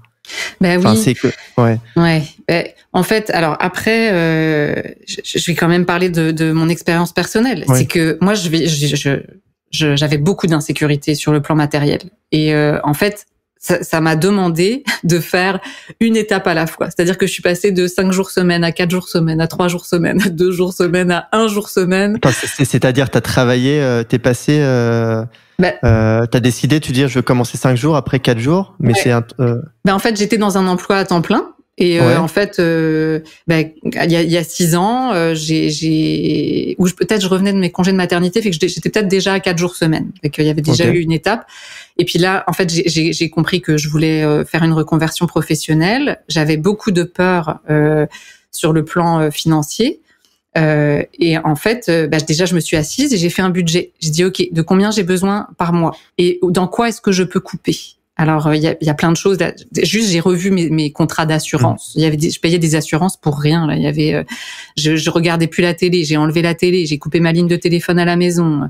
Ma consommation d'alcool a diminué. Donc, il y avait du budget là qui se récupérait. Fait que je me suis rendu compte que je pouvais travailler juste 3 jours par semaine. Et puis, donc là, après, donc j'ai commencé à me former. Et puis, en fait, tu sais, au fur et à mesure, ça m'a demandé d'accueillir cette insécurité financière, de m'en occuper, d'être créative dans les moyens de. Oui, je suis pas partie en vacances tellement pendant plusieurs années. J'allais pas au restaurant. Je faisais des petites bouffes à la maison avec des légumineuses, puis et j'arrêtais d'aller me chercher des matchas latte à $7 le truc. Et donc oui, c'est sûr que j'ai fait certains sacrifices et en fait j'ai appris à dire non à certaines choses, mais pour dire oui à ce qui faisait sens encore, tu vois. Mais ça a été progressif et en fait c'est ça, c'est parce que si je m'étais pas arrêtée à mon insécurité financière, moi je travaillais dans la fonction publique, là tu sais j'avais une retraite assurée, etc. Ouais. Et que j'aurais pu fonctionner comme ça pendant toute ma vie, mais je serais passée à côté d'une passion et en fait d'un métier dans lequel je me sens tellement épanouie et que je suis reconnue aussi pour ma compétence et tu vois, enfin c'est vraiment, je me sens à ma place quoi. Mais ça m'a demandé d'y aller une étape à la fois, de m'organiser et oui de faire certains sacrifices aussi. Là. Ouais.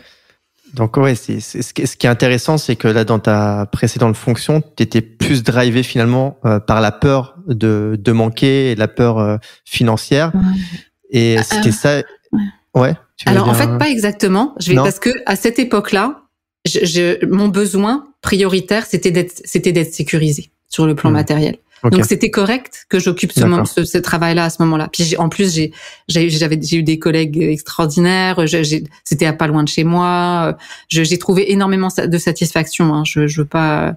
C'est important pour moi de le dire, mais c'est juste qu'à ce moment-là, la priorité était ailleurs. Et c'est pour ça que la notion d'évolution est importante aussi.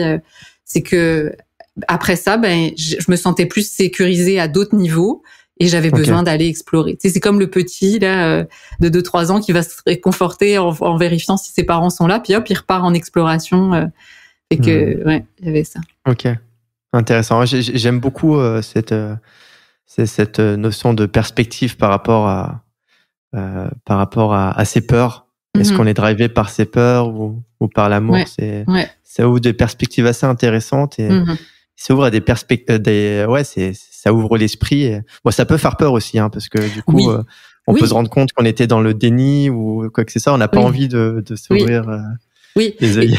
Et c'est pour ça que je reviens avec la notion de rythme, respect du rythme aussi, d'accueillir ces peurs une à la fois, de les ramener dans la réalité, parce que souvent, on est pris dans des peurs de l'enfance, des parties de nous, tu sais, qui avaient pas les outils à l'époque pour se sécuriser. Mais c'est de réaliser qu'aujourd'hui, la femme que je suis devenue, je suis capable de m'en occuper, je suis capable de faire un budget, je suis capable de m'organiser pour répondre à mes besoins, quoi. Et on perd de vue des fois un peu ce qu'on a acquis et ce qu'on est capable de faire dans le moment présent. Là.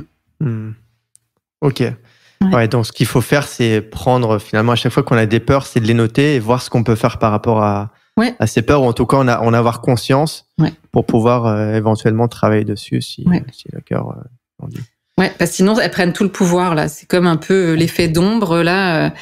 Alors que finalement, quand tu la ramènes dans la lumière, c'est une petite marionnette que tu peux juste lui dire « Ah ok, c'est bon, je te vois. Puis je comprends que t'aies peur parce que je comprends pourquoi t'as peur parce que c'est vrai que plus jeune, t'as vécu ça. Puis c'est vrai que c'était très insécurisant à l'époque. Sauf qu'aujourd'hui, c'est plus ça. C'est possible de faire autrement là.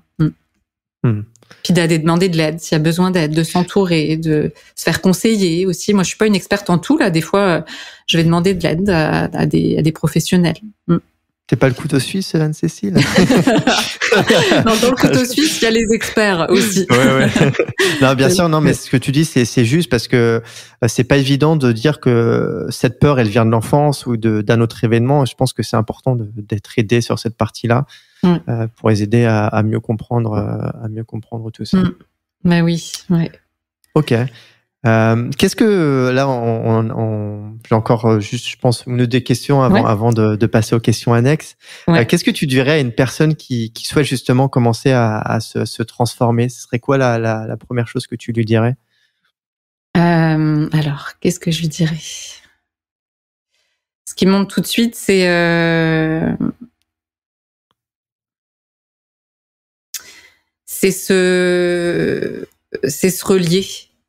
se relier. Être à l'écoute de soi, se relier à toutes les ressources qui sont autour de soi aussi, la relation aux autres, mais c'est ça je reviens avec le concept de croissance relationnelle, se relier et avoir conscience que ça arrive pas par magie. Je reviens au courage, toujours. Avoir le courage de se dépasser et d'aller vers soi. Ouais. Puis que ça vaut la peine, que ça vaut tellement la peine. C'est ça. C'est vrai que ça demande des sacrifices et de dire non, mais on dit oui à l'amour de soi, on dit oui à tellement de richesses. Ok. Et selon toi, c'est quoi le plus difficile dans le chemin de croissance personnelle? Ouais, alors attends, laisse-moi le temps d'y penser.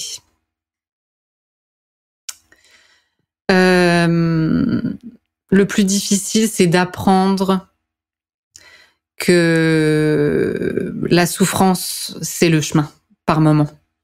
Ouais. D'accepter qu'il y a des moments qui sont plus difficiles et que ça va passer. Va passer. Méditer sur l'impermanence. Que tout passe. Moi, j'ai jamais vu quelqu'un pris dans une émotion désagréable pendant plus de 10 minutes, 15 minutes. J'allais dire pendant plus de 10 ans. non, mais c'est ça. Mais là, t'inquiète pas, dans 50 ans, ça va passer. Non, mais après, c'est pas vrai. Puis je veux faire attention à ce que je dis, parce qu'il y a aussi des gens qui c'est la dépression, il y a des choses au niveau chimique. T'es là, je te parle de quelque chose où il n'y a pas nécessairement des pathologies. C'est un peu important de préciser. Mais l'idée, c'est que finalement, que ça finit par passer, que rien n'est permanent. Voilà. Du coup, l'impermanence. Comme j'aime bien cette image quand on s'allonge sur l'herbe, le gazon, et on voit le ciel, on voit les nuages qui passent finalement. Oui. Donc rien n'est figé. Voilà, puis d'accepter que le nuage, il peut être chargé de pluie, puis que on va être habité par la tristesse pendant un moment ou par la colère, et puis que c'est ce film aussi, sans dessus dessous là, c'est un nom en France, et vice versa, un film d'animation qui est génial. Ouais. Mais oui, parce qu'en fait ça explique si t'es dans le cerveau comment ça marche, et c'est génial. Je le recommande. Ouais. Même pour les enfants, il est formidable. Et les adultes aussi. Moi, je l'ai vu et je l'ai trouvé passionnant. Quoi. Génial. Ouais. Le soleil va revenir. Et c'est justement en acceptant que la pluie est là par moment et que des fois il y a de l'orage et que en fait ça donne une terre plus fertile après aussi. Tu vois, c'est cette espèce de quelque chose d'organique. Ça peut amener quelque chose de fort, de puissant, en tout cas une bonne évolution si on a le courage justement d'avancer et d'y aller et se faire confiance en fait, à accepter, à lâcher prise aussi. Oui, puis se faire confiance qu'on a des ressources insoupçonnées à l'intérieur de nous et qu'en fait de s'accueillir dans cet état de vulnérabilité là, ça donne beaucoup de force. Vraiment. Parce qu'on peut avancer plus loin après. Ok, bon, cool. Et, tu parles du coup, t'as parlé d'expanders, de personnes qui peuvent t'inspirer dans la vie. C'est qui ces personnes pour toi? Enfin, est-ce que c'est des personnes proches? Est-ce que c'est ou pas du tout? Alors, il y a plusieurs types de personnes, on va dire, parce que ça peut être de personnalités comme Michelle Obama, par exemple, ou Lady Gaga. Moi, j'adore regarder des documentaires sur des gens qui font des trucs qui sortent de l'ordinaire, tu sais. Puis Et en fait, je regarde ces documentaires parce qu'en fait, ce que je constate, c'est que c'est des gens qui ont travaillé très fort là, puis mais qui étaient habités par quelque chose de plus fort qu'eux. Tu sais, puis oui, il y a ces personnes-là qui m'inspirent, mais après il y a des formateurs au CRAM là, à l'école où j'ai fait ma formation, qui m'ont beaucoup inspirée aussi. De par leurs témoignages. Et souvent, ce qui me touche plus particulièrement, je vois quand je suis touchée par quelqu'un, même des artistes, moi, j'aime beaucoup la musique, je chante, je constate que je suis souvent très touchée par des personnes, pas forcément qui ont des voix extraordinaires ou qui sont dans une performance, mais parce qu'en fait, ils ont cette capacité à connecter à un espace sensible en eux. Et ça, moi, c'est quelque chose qui m'inspire, par exemple, parce que quand moi je me connecte à cette sensibilité-là, il y a quelque chose qui se passe, quoi, qui est vraiment bon. Et donc donc c'est ça. Puis ça peut être aussi des personnes de mon entourage, des amis qui vont réaliser certaines choses. Et en fait, ça m'inspire. Là, en ce moment, par exemple. Alors, un autre indicateur, je le dis, c'est. J'aime bien les indicateurs. En fait, c'est la jalousie. Et en fait, c'est transformer la jalousie en inspiration. Ça veut dire quoi la jalousie En fait, être jaloux de quelqu'un. Moi, avant, là, je voyais que je pouvais envier certaines personnes et en fait être un peu jalouse et du coup à mettre presque une distance. Mais en fait, ce que ça indiquait, c'est que cette personne-là, elle était en train de faire un projet, par exemple, qui répondait à un besoin pour moi, mais qui n'était pas comblé encore. Là, par exemple, en ce moment, ça déconfine, on peut voyager de plus en plus. Il y a des gens autour de moi qui se remettent à voyager et je vois que des fois je suis comme elle m'énerve celle-là, tu sais. Ah oui, parce que toi t'as envie de voyager et que eux font cette chose. Oui.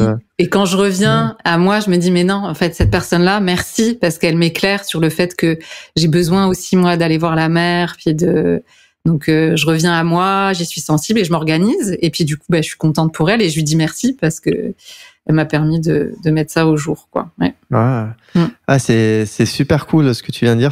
J'aime bien cette approche justement d'arriver à transformer une émotion négative, par rapport à une relation pour mieux comprendre ce qui se passe en soi. Ouais. Et c'est vrai que je voyais pas forcément cette façon-là pour la jalousie. Et c'est intéressant de se dire que si on est jaloux, ça veut dire quelque chose sur nous et c'est peut-être qu'un besoin qui n'est pas accompli ou achevé à ce moment T. Oui, c'est ça. Puis aussi en fait, ces expanders, moi j'invite les gens aussi à se renseigner sur le parcours, donc que ce soit quelqu'un qu'on côtoie dans notre quotidien ou quelqu'un de très connu, parce que on peut avoir tendance à idéaliser en fait et à se dire mais cette personne-là, tu vois, c'était facile, mais je dirais que je pourrais généraliser en disant que toutes ces personnes-là ont travaillé fort, hein, et voilà, c'est que ça, il y a comme un dénominateur commun de travail et de passion, parce que j'ai un de mes amis là, on parlait justement de création musicale, tu vois, écrire des chansons. Moi, c'est vrai que je chante, mais écrire une chanson, c'est je vois que c'est un projet qui pourrait vraiment me plaire, mais j'ai jamais eu l'appel, tu vois, vraiment comme d'écrire ce livre, ça a été un appel, j'ai été inspirée, là, il y a quelque chose qui s'est passé, puis et que c'est aussi de vérifier est-ce que j'ai vraiment besoin, est-ce que c'est plus fort que moi, puis à ce moment-là, oui, d'essayer, puis de se tromper, puis d'apprendre, de pas hésiter à s'entourer. Moi, quand je démarre un nouveau projet, j'appelle des gens que je sais dont c'est le métier, et dis apprends-moi, comment faut faire, tu vois. Génial, c'est de pas rester dans son coin et s'aider des autres. On profiter. Et puis les gens sont ravis aussi d'aider. Mais oui. Mais oui, moi quand j'ai des gens qui me contactent pour ça, super, génial, tu vois. Mais oui, je vais t'aider à. Si je peux t'aider, ça va me faire plaisir là. Trop cool. Rien n'arrive de toute façon par hasard et par magie. Je pense qu'il y a toujours du travail. On voit souvent la pointe de l'iceberg, de toute façon. Mais derrière, il y a gros travail sur soi, des moments de doute, des difficultés. Et on a tendance à sacraliser le succès et à dire le fameux overnight success. Succès en une nuit, mais alors que derrière, c'est des années de travail. Et puis même toi, ton parcours, c'est des années pour arriver jusque-là. Et donc, c'est important de le souligner. Et puis j'ai envie de te dire que tu vois, ça me touche en ce moment parce que je juste d'enregistrer ce podcast, c'est une grande réalisation pour moi. Tu vois, dans ce désir de partage que j'ai, d'en arriver là aujourd'hui. Puis mais tu sais, il y a des moments où je suis comme habitée par l'excitation de c'est magique ce qui m'arrive, mais non, j'ai travaillé fort aussi, j'ai des choses à partager. Tu sais, c'est ça, oui, il y a du travail, ouais. Ouais, tu peux être fier de toi. Voilà, c'est ça, exactement. Puis oui, c'est que je le célèbre. Ouais, je le célèbre, ça aussi, de se récompenser. Moi, ça m'arrive de me faire des cadeaux, des moments, tu sais, ça nourrit aussi la célébration, ouais, bien sûr. Exactement, ouais, c'est ça. C'est important, la célébration. Ouais. De se faire plaisir et de prendre soin de soi par des petits cadeaux, on en offre aux autres, pourquoi pas à soi. Ouais. Et voilà. Trop cool. Non, c'est bien. J'aime beaucoup ton énergie, Anne-Cécile. En tout cas, c'est vraiment chouette. Merci. Et puis moi, j'aime beaucoup tes questions, Liron, ta curiosité. c'est vraiment agréable de partager avec toi. Ouais, c'est trop cool. Très agréable. Est-ce que, voilà, je pense on arrive à la fin. Après, je vais terminer par des petites questions justement annexes que j'aime poser. Ouais. Est-ce que il y a des choses auxquelles tu aurais voulu partager que j'ai pas abordées, qui sont importantes pour toi? Que tu aimerais préciser ou voilà, dire quelques mots. Ouais. Parce que c'est vrai qu'on était dans le flot de la discussion, mais peut-être qu'il y a des choses, tu te dis j'aimerais bien partager ça. Ou alors pas du tout, hein, ça n'est pas. Ouais. Ben, tu sais, je trouve qu'on a quand même couvert beaucoup d'éléments. Quelque chose qu'on n'aurait pas couvert. En fait, ce qui monte, c'est l'unicité. Moi, je suis fascinée de voir à quel point chaque être humain est différent, et de s'arrêter à voir notre propre unicité, qu'il n'y a pas, un être humain pareil, et que c'est justement cette richesse-là, et c'est d'aller de plus en plus vers, d'aller de plus en plus vers l'acceptation et l'amour de soi, en fait. C'est ça, parce que ce sont des millions de trésors qui sont souvent bloqués justement par les peurs du jugement, de pas être assez, et donc de tomber dans la comparaison, mais en fait, c'est à observer, hein, mais moi, à chaque fois que je vois une personne qui est bien, qui se réalise, qui s'assume, qui s'affirme avec ses couleurs, ça me fait du bien. Et puis peu importe dans quoi elle se réalise, à quoi elle ressemble, je vois que ça me touche au cœur. Et puis je pense qu'en cultivant chacun notre individualité, ça peut faire un monde meilleur, quoi. Ouais. Ouais, très belle parole. C'est cultiver son unicité et pas forcément chercher à ressembler à son voisin, parce que même s'il y a des points qui nous unissent, de toute façon on est tous des êtres humains, donc intrinsèquement on est reliés par quelque chose. Il y a des points communs, mais en tout cas développer son unicité et se dire qu'on a tous un rôle à jouer, on a tous des choses à développer, on a tous son histoire personnelle, et que c'est ça qui est important, et parce que finalement le monde a peut-être besoin de toi à ta manière. Exactement. Et en fait, je vais me permettre, parce que j'en ai parlé au tout début, je vais me permettre de parler de la philo pour enfants, parce que il y a vraiment quelque chose au niveau de la prévention, en fait, et tout un travail à faire avec les enfants, à leur apprendre justement à s'écouter, à développer leur capacité de penser. C'est à ça que ça sert les ateliers philo, c'est des cercles philosophiques, en fait, où on se pose des questions ensemble, on philosophe, hein, on leur apprend pas la philosophie, on philosophe ensemble. Moi, je suis pas une spécialiste de la philosophie, mais j'adore philosopher, en fait, depuis toujours. Et en fait, ce qu'on apprend là, c'est il y a la Fondation Sève qui a été créée par Frédéric Lenoir puis d'autres personnes, c'est apprendre à penser par et pour soi-même. Et donc là, depuis quelques années, il y a des centaines et des centaines d'animateurs de cercles philo qui sont formés et qui interviennent dans des écoles, des enseignants qui se font former aussi.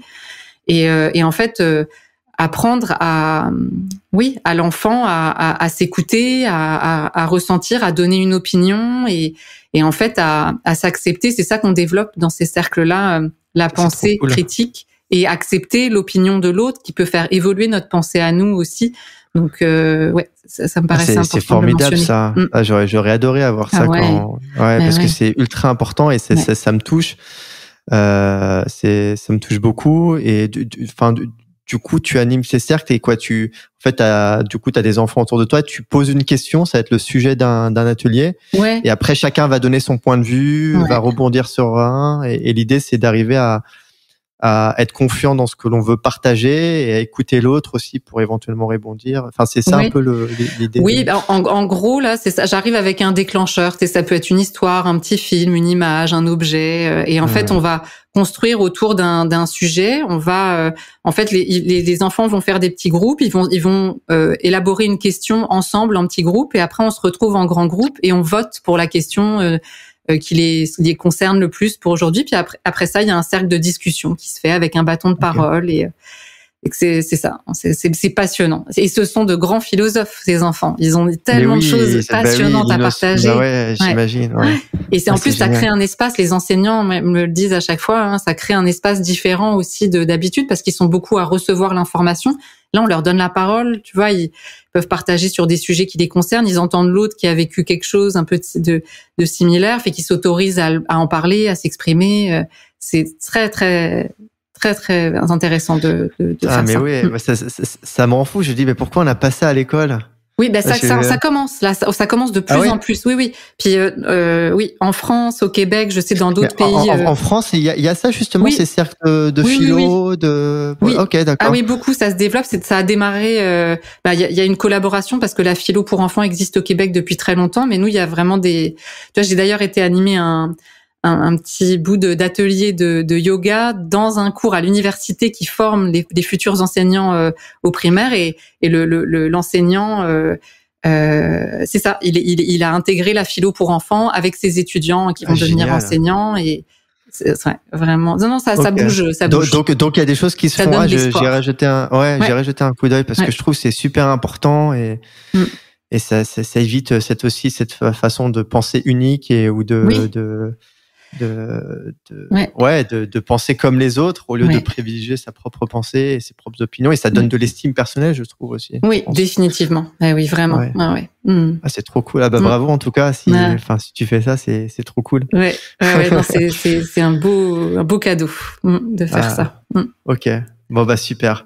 Génial. Alors je vais terminer avec des petites questions. Ah oui, là, d'accord. Voilà. Attention, c'est des grandes questions, petites grandes questions, mais non. Okay. Non, c'est des petites questions annexes, ce que j'aime bien poser. Ça permet aussi voilà, ça permet. Tu vas le voir. Je vais te poser les questions. C'est bon. Je t'écoute. Je suis prête. Alors, je sais pas si je suis prête. La première, c'est comment tu te décrirais en un mot? Oh là là. Moi qui ai beaucoup de mots. Comment je me décrirais? Je vais y aller avec mon papillon. Je vais le montrer avec mon livre. Ouais. Je vais y aller. Métamorphose. Ah, le papillon. Le papillon. Allez, en un mot. Papillon. Qu'est-ce que c'est ça? Okay. Je sais pas. Il y en aurait sûrement d'autres. Pour l'instant, c'est ça qui est là. Ok. Qu'est-ce qui te fait sourire au quotidien? Qu'est-ce qui me fait sourire au quotidien? L'humour.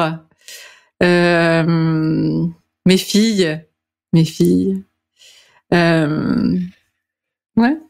Ok. Les comédies musicales. Ok, T'aimerais participer à une comédie musicale? Ouais, ça fait partie de mes rêves cachés. Trop bien. Ouais, écoute, je t'encourage, je te le souhaite. Ouais. Si tu étais dans les nuages avec un gros panneau d'affichage et que tu as la possibilité d'écrire un message pour le diffuser au monde, ce serait quoi ce message?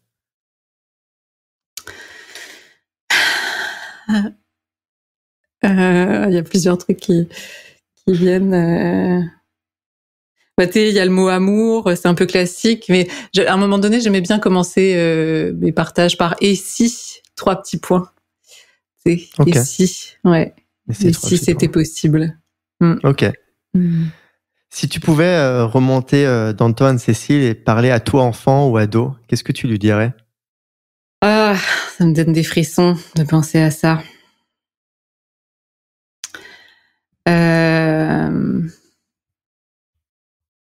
Et confiance en toi, en fait. Ouais, et confiance en toi. Je reviens. Ouais, c'est ça. Tout le pouvoir qu'on peut trouver à l'intérieur de soi. Hein, c'est et confiance en toi. Ok, d'accord. Ouais. Si tu pouvais avoir un super pouvoir, ce serait quoi, Anne-Cécile? Un super pouvoir, ça j'aime bien ces questions-là. Hein. Un super pouvoir. Non, mais c'est sûr que la téléportation, ça revient tout le temps avec mes filles. Puis c'est sûr que ça me concerne parce que comme je vis au Québec, puis que j'ai mes racines en France, je pense que la téléportation, ce serait pas mal pratique. Ouais. Tu reviens en France d'ailleurs Oui. Ou pas du tout? Oui. Ben là, j'ai fait une petite pause avec la pandémie, mais là, je viens y passer presque 2 mois cet été. J'aimerais même peut-être développer une activité un peu professionnelle là-bas. Ça se fait même. J'ai des clients par Zoom. Les cours de yoga que je donne en ligne aussi se font par Zoom. Puis je développe je commence à développer une activité là-bas, mais oui, peut-être y passer un petit peu plus de temps. Cool. Mais en général, c'est 1 fois par an, là. Je viens 1 fois par an. Bah, si jamais un jour tu passes sur Marseille, t'es bienvenue. Oui, bah écoute, j'y passe cet été. On s'en reparle. Ok, avec plaisir. On fera une petite calanque. Ouais. Si tu avais l'opportunité de prendre un café avec un personnage historique ou une personne importante pour toi, tu choisirais qui et pourquoi? Alors, ça c'est pas facile. Si je te pose pas des questions faciles, hein, je te torture. Ouais, mais tu sais quoi? Je vais te dire quelque chose qui me touche beaucoup. Parce qu'en fait, j'ai l'immense chance d'être régulièrement en relation avec Colette Portelance, et en fait, mon rêve s'est déjà réalisé et il continue. Fait que pour moi, c'est vraiment une grande dame qui contribue à un monde meilleur avec l'approche qu'elle a créée, et fait que je peux dire que c'est déjà réalisé. Ouais, c'est un super cadeau, hein, parce que pour avoir discuté un petit peu avec elle. D'ailleurs, les auditeurs, si vous nous écoutez, je vous recommande d'aller écouter l'épisode avec Colette Portelance. Ah oui. Mais j'ai adoré parler avec elle, et effectivement, c'est une sacrée opportunité que tu as. Quelle femme extraordinaire, et on a une très belle relation, et moi je me charge de faire rayonner tout ce qu'elle a apporté au monde là. Elle participe à des congrès, des émissions et tout ça, puis c'est formidable. Je me sens j'ai beaucoup de gratitude d'avoir ce lien avec elle. Ouais. Et puis elle a écrit des super bouquins, vraiment. Et elle a écrit des livres extraordinaires. Son dernier aussi là, Au cœur de l'intelligence, qui est génial. Je l'ai pas lu encore, mais parce que je suis encore dans j'ai lu La communication authentique, que je trouvais très pertinent et intéressant, qui résonnait avec moi. Et là, la NDC, mais c'est un gros pavé comme ça. Oui, relation d'aide et amour de soi. Relation d'aide et amour de soi. Ça c'est. Mais très intéressant. Bref, cool. Oui. Et dernière question, c'est quoi une des leçons les plus importantes que tu as apprises jusqu'à présent?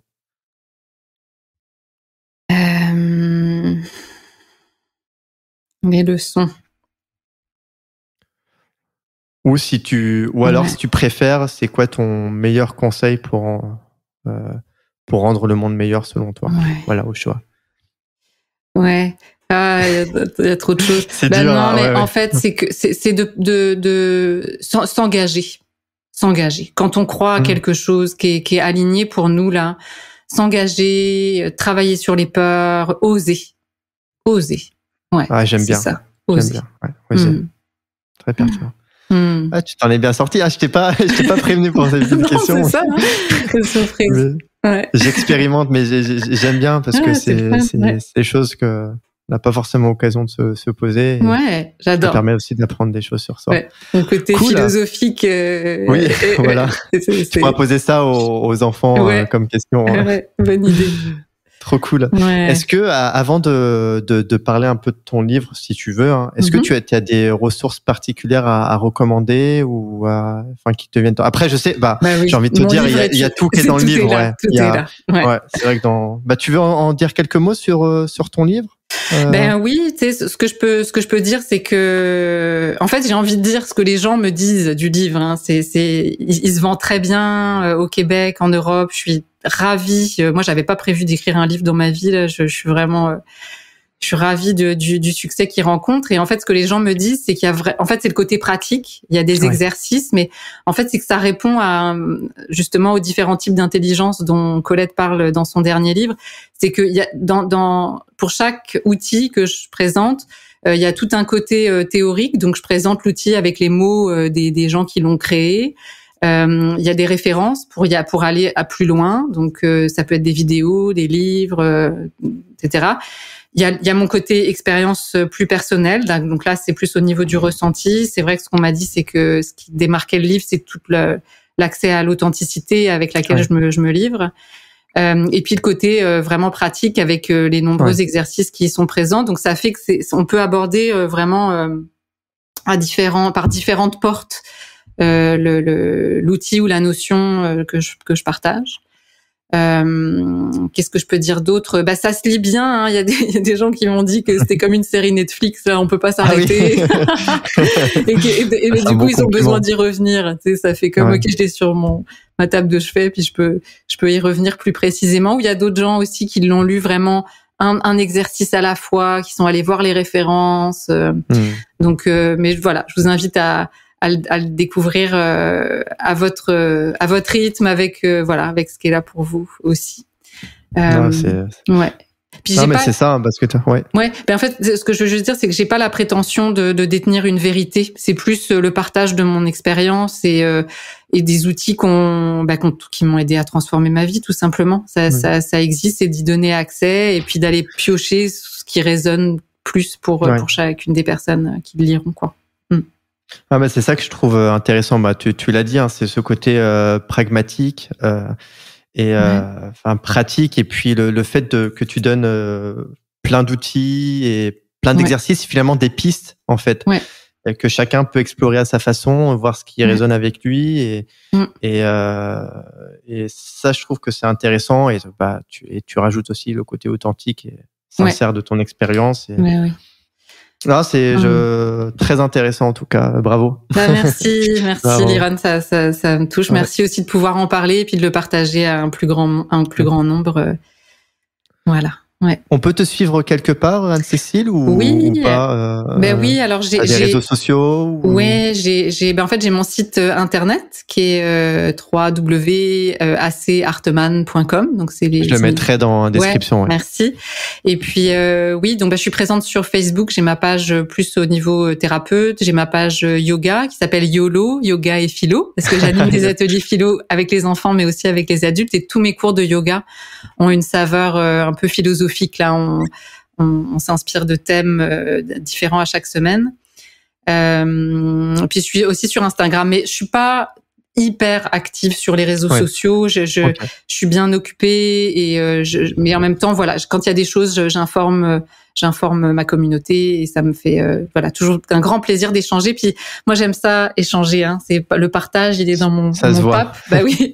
Donc moi, là, les gens, quand ils m'écrivent, je suis là, je réponds dans la mesure du possible, dans un délai raisonnable, là, mais j'invite les personnes à rentrer en communication avec moi par ces différents moyens-là. Ok, super. Tout ça va être dans la description. Oui, merci. Merci beaucoup, Anne-Cécile. Je pense qu'on a fait un bon petit tour. C'est très intéressant d'échanger avec toi. J'aime beaucoup, encore une fois, ton énergie et ce que tu véhicules, ton état d'esprit. Et puis, j'espère que ça va inviter les auditeurs, auditrices à mieux te connaître, et aussi à peut-être inspirer à effectuer un changement, à aborder une première piste d'évolution personnelle, en tout cas, à donner envie aux personnes de se reconnecter à soi, à mieux se connaître, etc.